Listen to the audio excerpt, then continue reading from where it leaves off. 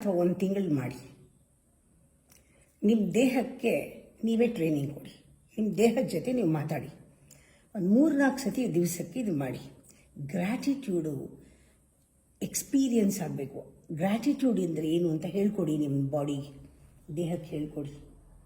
ಒಂದು 3-4 ಸತಿ ಫೀಲ್ ಆಗಲಿ. ಅದು ಇಮ್ಯುನೋಗ್ಲೋಬಿನ್ ಎ ಅಂತ ಅದೊಂದು ನ್ಯಾಚುರಲ್ ಆಗಿ ಒಂದು ಫ್ಲೂ ಶಾಟ್ ನಮ್ಮಲ್ಲಿ ಅದು ಪ್ರೊಡ್ಯೂಸ್ ಆಗುತ್ತೆ.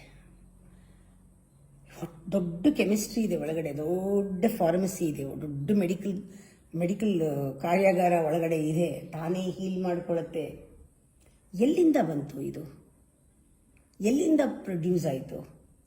ಹೊರಗಡೆಯಿಂದ ಏನೂ ತಗೊಂಡಿಲ್ಲ, ಒಳಗಡೆಯಿಂದ ಬಂದಿದೆ. ನಿಮ್ಮ ಬ್ರೈನಿಂದ ಬಂದಿದೆ.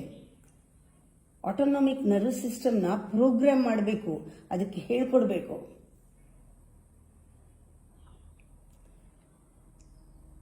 ಗ್ರ್ಯಾಟಿಟ್ಯೂಡ್ ಹೇಳ್ಕೊಡ್ಬೇಕು, ರಿಪೇರಿ ಮಾಡ್ಕೊಳ್ಳೋದು ಹೇಳ್ಕೊಡ್ಬೇಕು.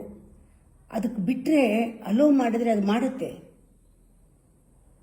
ಇವತ್ತು ಸೈನ್ಸು ಕಂಡು ಹಿಡಿತಾ ಇದ್ದಾರೆ, ಹೇಗೆ ಅದು ಆಗ್ತಾ ಇದೆ, ಹೇಗೆ ನಡೀತಾ ಇದೆ ಅಂತ ಡಿಸ್ಕವರ್ ಮಾಡ್ತಿದ್ದಾರೆ.